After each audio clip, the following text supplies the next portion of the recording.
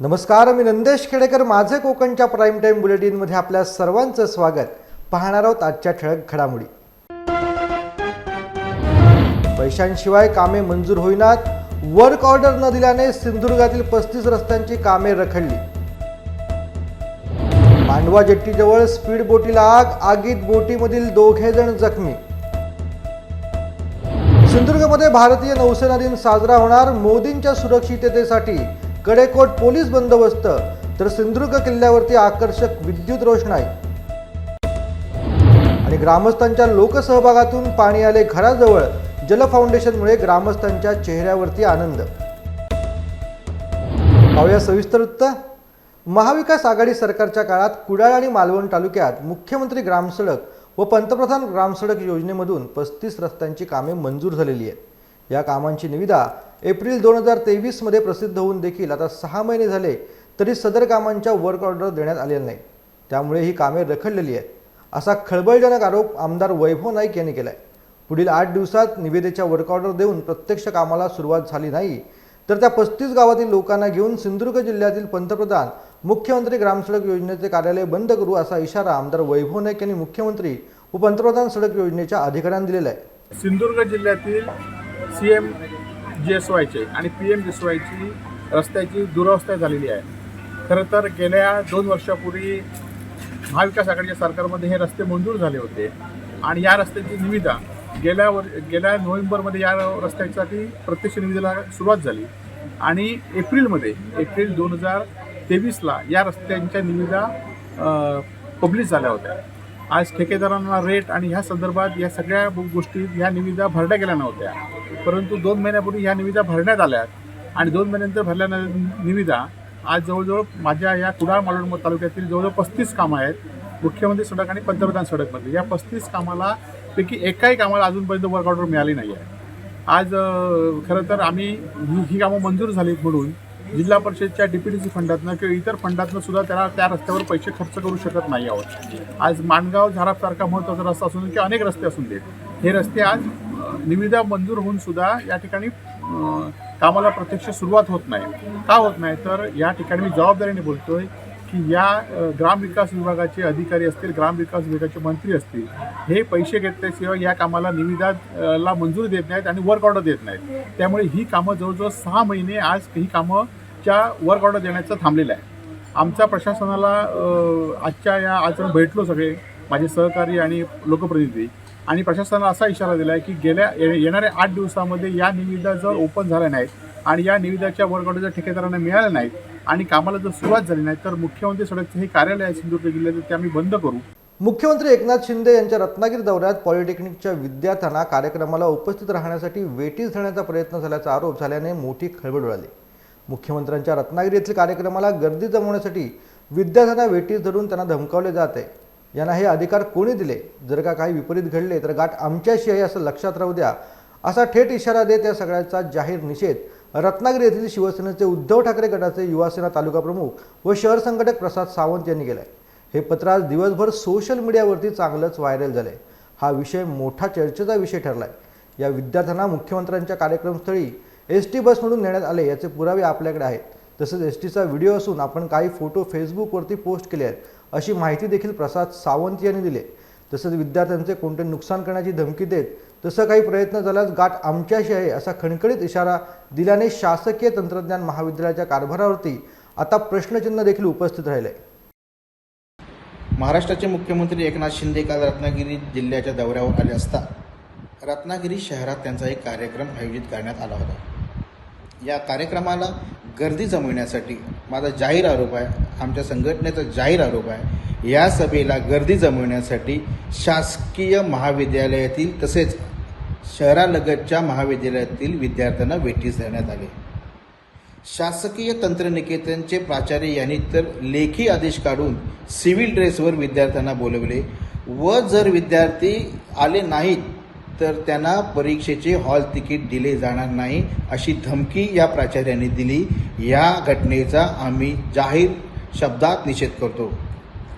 प्राचार्यांना हे अधिकार दिले कोणी याचा पर्दाफाश झालाच पाहिजे आणि जर प्राचार्यांनी स्वतःहून हे आदेश दिले तर तर त्यामध्ये काय गोड बंगाल आहे याचाही पर्दाफाश झाला पाहिजे. विद्यार्थी जर स्वच्छेने जर त्या सभेला किंवा मेळाव्याला जाणार असेल तर त्याबद्दल आमची हरकत नाही, पण विद्यार्थ्यांना धमकावून त्यांना जबरदस्तीने या अशा सभांना मेळाव्यांना नेणे हे आम्हाला पटत नाही. त्यामुळे यापुढे असला प्रकार आम्ही सहन करणार नाही आणि आम्ही शिवसेना स्टाईलने याला चूक उत्तर देऊ.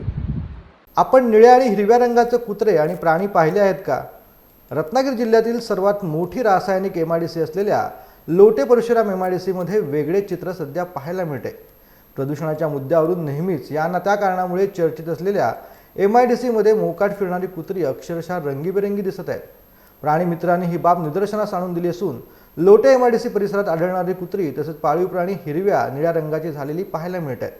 केमिकलच्या प्रादुर्भावामुळे या प्राण्यांचा रंग बदललेला असून गेली अनेक वर्ष या परिसरातील कुत्री पाळीव प्राणी अशा रंगाचे पाहायला मिळत आहेत.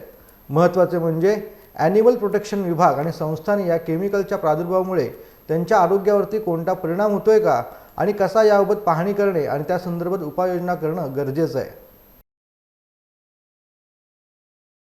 मुंबई गोवा महामार्गावरती भटक्या कुत्र्यांमुळे आणि प्राण्यांमुळे महामार्गावरील अपघातांचं प्रमाण वाढले.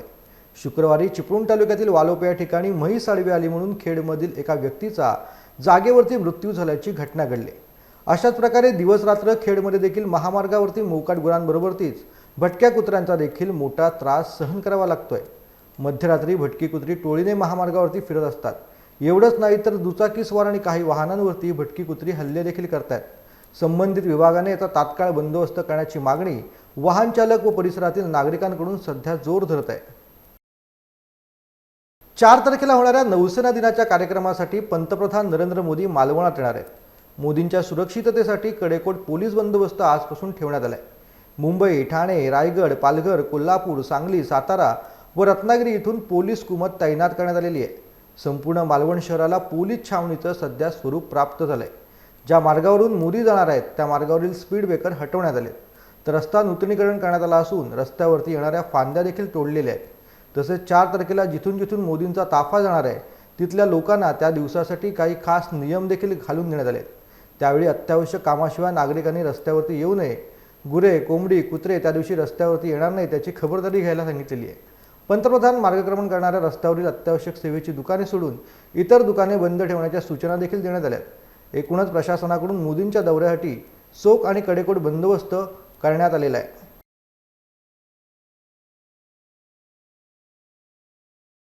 4 डिसेंबर रोजी मालवण येथील सिंधुदुर्ग किल्ल्यावरती साजरा होणारा नौसेना दिनचा सोहळा कणकवली, देवगड, वैभववाडी येथील जनतेला लाईव्ह पाहता यावा यासाठी कणकवली, देवगड, वैभववाडी या 3 तालुक्यांमध्ये प्रत्येकी 4 अशा स्वरूपात LED स्क्रीनच्या माध्यमातून नौसेना दिनाचा लाईव्ह सोहळा पाहता येणार असल्याची माहिती आमदार नितेश राणे यांनी दिली आहे.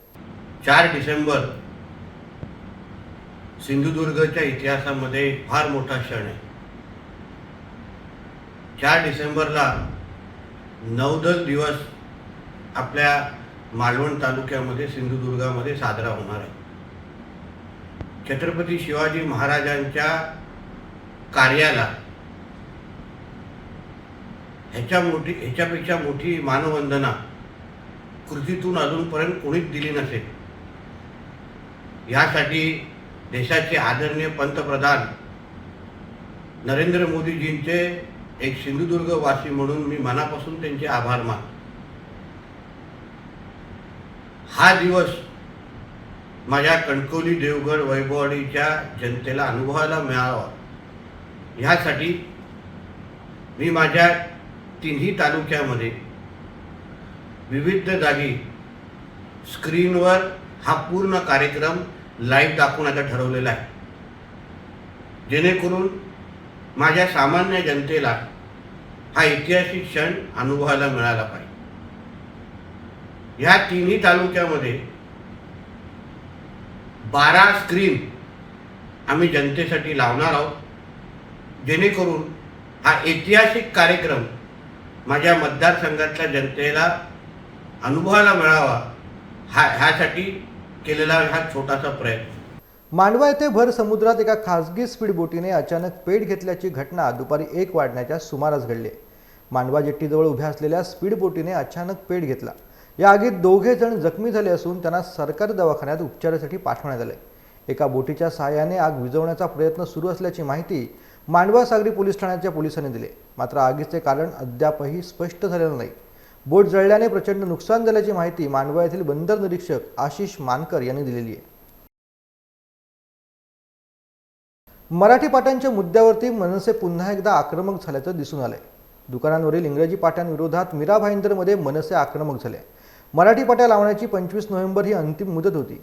सर्व शहरातील अनेक दुकाने, संस्था, आस्थापनांमध्ये मराठी भाषेत पाट्या लावणे व व्यवहार करणे हे दुकान व संस्था अधिनियम 1948 अन्वये बंधनकारक आहे. असं असताना देखील शहरातील अनेक दुकाने, संस्था, आस्थापनावरती कुठल्याही कारवाई महापालिकेकडून होताना दिसत नसल्याचा आरोप यावेळी मनसेकडून करण्यात आला आहे. या संदर्भात पालिकेने 150 दुकानदारांना नोटीस बजावली असून मात्र प्रत्यक्षात इंग्रजी पाट्यामध्ये बदलाव करण्यात आलेला नाही.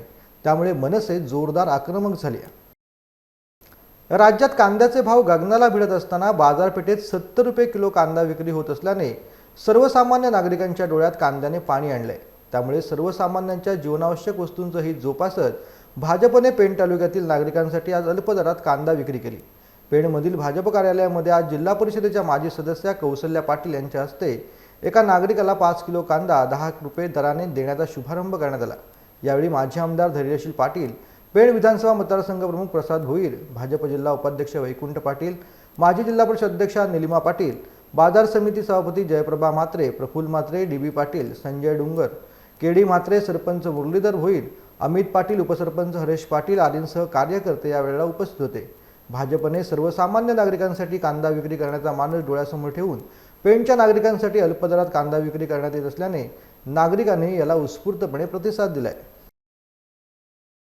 की शेतकऱ्याला त्याच्या कष्टाचं मोल अधिकाधिक चांगल्या पद्धतीनं मिळाला पाहिजे आणि जनतेला सुद्धा शेवटचा टोकाचा जो उपभोक्ता आहे त्याला सुद्धा कमी दरामध्ये शेतमालाचा या ठिकाणी पुरवठा झाला पाहिजे याचा समन्वय साधण्याकरता या ठिकाणी हा कार्यक्रम या ठिकाणी योजलेला आहे. आज 50, 60, 70 रुपये कांद्याचा भाव बाजारपेठेमध्ये असताना देखील इथे आपण कार्यकर्त्यांनी स्वतःच्या खिशातून पैसे काढून त्याची भर घेऊन त्यातून या ठिकाणी कांद्याची खरेदी करून आणि केवळ 10 रुपयामध्ये या ठिकाणी कांदा विकण्याचा उपक्रम या ठिकाणी केलेला आहे. मला या गोष्टीची जाणीव आहे की यामुळे काही फार मोठा रिलीफ काही गृहस्थांना, गृहिणींना या ठिकाणी मिळणार नाही, पण तरीसुद्धा आपापल्या परीनं या ठिकाणी करत राहावं या उक्तीचा प्रत्यय या ठिकाणी आम्ही देण्याचा इथे प्रयत्न या ठिकाणी केलेला आहे. केवळ 10 रुपयामध्ये कांदा इथे देण्यात येणार आहे. पुढील काही दिवस या कांद्याची विक्री इथे होणार आहे. कांदा इथे संपल्यानंतर साधारणतः आता 7.5 टन या ठिकाणी कांदा आणण्यात आलेला आहे. त्यानंतर सुद्धा इथे बऱ्याचसा अजून कांदा आणण्यात येईल आणि अशा पद्धतीचे प्रयोग हे यापुढे वारंवार या ठिकाणी केले जातील, जेणेकरून शेतकरी आणि अंतिम उपभोक्ता म्हणजे गृहस्थ किंवा गृहिणी यांच्यामधला असलेला ही जी दरी आहे ही आमच्या कष्टानं, आमच्या मदतीनं किंवा आमच्या एक अल्पशा कष्टानं या ठिकाणी भरून काढण्याचा प्रयत्न या ठिकाणी करण्यात येणार आहे. सिंधुदुर्ग जिल्ह्यातील ऊसतोड हंगामाच्या सुरुवातीपासूनच गती मिळाली असून आतापर्यंत 14,000 टन ऊसाची तोडणी पूर्ण झाली. गेली 2 वर्षे तोडणीमुळे मेटाकुटीस आलेला ऊस उत्पादकांसाठी हा शुभसंकेत मानला जातोय. ही गती कायम राहिल्यास ऊसतोड वेळेत होईल अशी अपेक्षा शेतकऱ्यांना आहे. जिल्ह्यातील वैभववाडी, कणकवली तालुक्यात ऊस लागवडीचं प्रमाण अधिक आहे. याशिवाय अन्य तालुक्यांमध्येही काही प्रमाणात लागवड आहे. यावर्षी 2-3 वर्षांच्या तुलनेत यावर्षी कारखान्यांकडून वैभववाडीतील ऊसतोड गतीने केली जात आहे. जिल्ह्यात 1200 हेक्टरवरती ऊस लागवड केलेली आहे. गेली 4-5 वर्षे ऊसतोडीमुळे ऊस उत्पादक शेतकरी अक्षरशः मेटकुटीला आलेले होते. त्यामुळेच 1700 हेक्टरवरून ऊस लागवडीचे क्षेत्र 1200 हेक्टरवरती सध्या आलेलं आहे. भारतीय नौसेना दिनाच्या पूर्वसंध्येला सिंधुदुर्ग जिल्ह्यातील मालवणमधील सिंधुदुर्ग किल्ल्यावरती आकर्षक विद्युत रोषणाई करण्यात आली. किल्ल्याच्या पूर्वेकडे ही विद्युत रोषणाई करण्यात आलेली असून नौसेना मुख्य कार्यक्रम हा तारकर्ली समुद्र किनाऱ्यावरती होणार असल्याने तारकर्लीमधून ही विद्युत रोषणाई दिसावी यासाठी किल्ल्याच्या पूर्वेकडे रोषणाई करण्यात आली. रात्रीच्या वेळी किल्ल्यावरती विद्युत रोषणाई सुरू झाली की सिंधुदुर्ग किल्ल्याचा दरवाजाकडील भाग आणि तटबंदी आकर्षक विद्युत रोषणाईमुळे उजळून निघते. खेड तालुक्यातील पुरे खुर्द काळकाईवाडी ही वाडी अतिशय दुर्गम अशा ठिकाणी वसलेली असून या ठिकाणी स्वतंत्र भारतानंतर कोणत्याही मूलभूत सुविधा पोहोचलेल्या नाही आहेत. काही वर्षांपूर्वी या ठिकाणी वीज पुरवठा झालेला आहे, परंतु आजपर्यंत या ठिकाणी रस्ता नसल्यामुळे त्या ठिकाणची लोकवस्ती दिवसेंदिवस खालावत चालली आहे. याच अनुषंगाने त्या ठिकाणी पिण्याच्या पाण्याचा प्रश्न देखील भयंकर आहे. असं असताना त्यांच्या घरापासून काही अंतरावर एक विहीर आहे आणि त्या विहिरीचं पाणी हे ग्रामस्थ येथील महिला डोक्यावर पाण्याची वाहतूक करत असतात, तेही संपूर्ण 12 महिने. ऊन असो किंवा पाऊस असो, पण त्यांच्या डोक्यावरचा हंडा काही उतरत नाही. तेथील ग्रामस्थांनी जल फाउंडेशन कोकण विभाग या संस्थेच्या हे लक्षात आणून दिलं. त्यांनी विनंती केली की आमच्या विहिरीचं पाणी आमच्या घरापर्यंत येण्यासाठी काही मदत करता येईल का, परंतु एकदम तातडीने हा निर्णय घेणे तेव्हा शक्य नव्हते. मग त्यांनी आम्ही लोकसहभागातून जेवढी मदत करता येईल तेवढी करू असं सांगितलं. जल फाउंडेशन कोकण विभाग या संस्थेने एक पंप तरी द्यावा अशी विनंती ग्रामस्थांनी केली. त्यानंतर त्या ठिकाणी असलेले ग्रामस्थ यांच्याशी चर्चा करून त्यांना तुम्हाला लागणारा पंप तुम्ही खरेदी करा आणि पाणी सुरू करा, ते काम त्यांनी पूर्ण केलं. आज त्यांच्या घराजवळ जे पाणी आलेलं आहे हे जल फाउंडेशन कोकण विभाग तसेच ग्रामस्थ मंडळ यांच्या मोठ्या योगदानातून आलेलं आहे. त्याचा आनंद बघून आज खूप बरं वाटत आहे.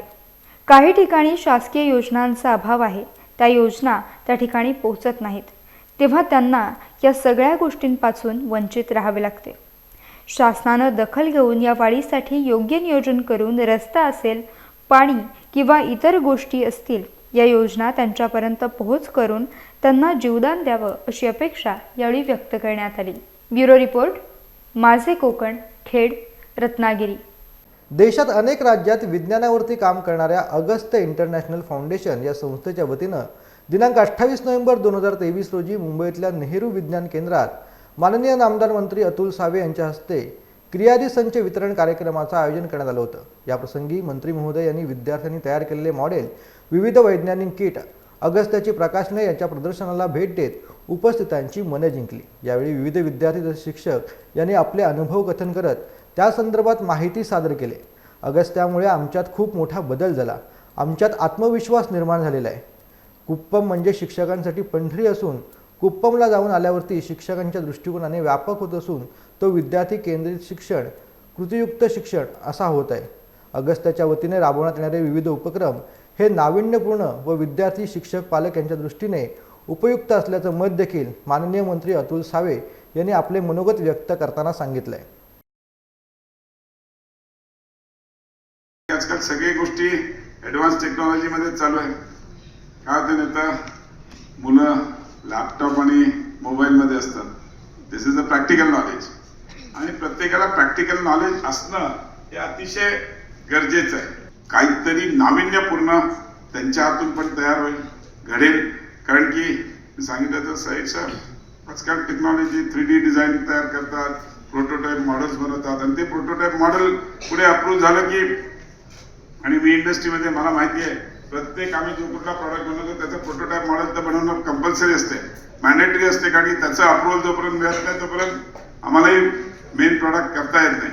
तर नक्कीच जे आज टूल किट आपण देणार आहे सांगताना, एक्सप्लेन करताना मला सांगण्यात आलं की याच्या माध्यमातून आम्ही प्रोटोटाईप मॉडेल बनवू. त्यांना त्याच्यासाठी लागणारं जे काही इक्विपमेंट आहे, प्रत्येक गोष्ट मायनर्स म्हणजे बघितलं बारीक बारीक गोष्ट, इव्हन म्हणजे वेल्डिंग करायचं असेल त्याच्यासाठी इन्स्ट्रुमेंट, त्याच्यासाठी बाकी या सगळ्या गोष्टी आपण इकडे उपलब्ध करून दिलेल्या आहेत.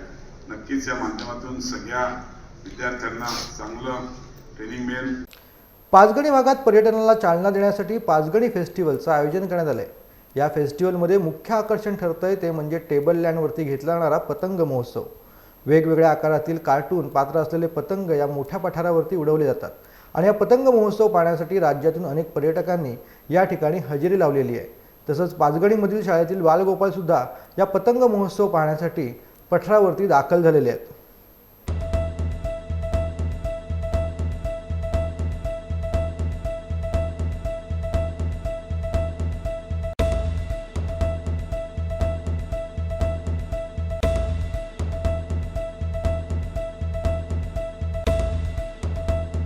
कोर्लईचे साई सेवक एकविरा मंडळ गेल्या 15 वर्षापासून कोर्लई ते एकविरा अशी पदयात्रा करत असतात.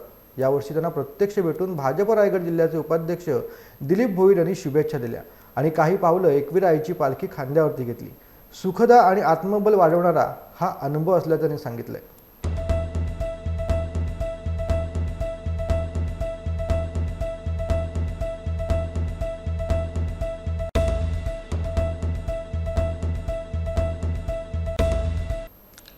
मनसेचे राज्य सरचिटणीस व खेडचे माजी नगराध्यक्ष ॲडव्होकेट वैभव खेडेकर यांच्या वाढदिवसाचं औचित्य साधून बाई रतनबाई घरडा हॉस्पिटल यांच्या संयुक्त विद्यमाने एसटी कर्मचारी यांची मोफत आरोग्य तपासणी करण्यात आली. बाई रतनबाई घरडा हॉस्पिटलच्या माध्यमातून एसटी महामंडळातील चालक वाहक कर्मचारी यांचे आरोग्य तपासणी शिबिर आयोजित करण्यात आलं होतं. या मोफत शिबिरात मधुमेह, डायबेटीस, मोफत ECG, ऑक्सिजन लेवल रक्तदाब, मशीनद्वारे साखर तपासणी, पक्षाघात, पॅरालिसिस, उच्च रक्तदाब, कान, नाक, घसा व अन्य तपासणी यावेळेला करण्यात आल्या. एसटी महामंडळातील चालक वाहक नेहमीच जनतेला सेवा देण्याचं काम करत असतात. ही सेवा बजावताना त्यांना आरोग्याकडे लक्ष देणे पुरेसा वेळ मिळत नाही. त्यांच्या आरोग्याची काळजी घेण्याच्या दृष्टिकोनातून मनसेने खेड व घरडा हॉस्पिटलच्या वतीने या उपक्रमाचं आयोजन केलं होतं.